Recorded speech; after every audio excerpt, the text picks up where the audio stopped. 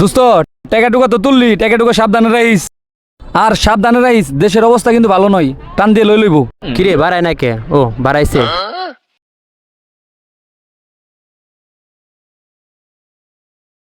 দোস্ত তোর আমি আগেই কইছিলাম দেশের অবস্থা ভালো না, টাকা টুকা সাবধানে রাখিস। যাই হোক খারা, আমি যে চেষ্টা করে দেখি নিয়ে যেতে পারি কিনা টাকাটা।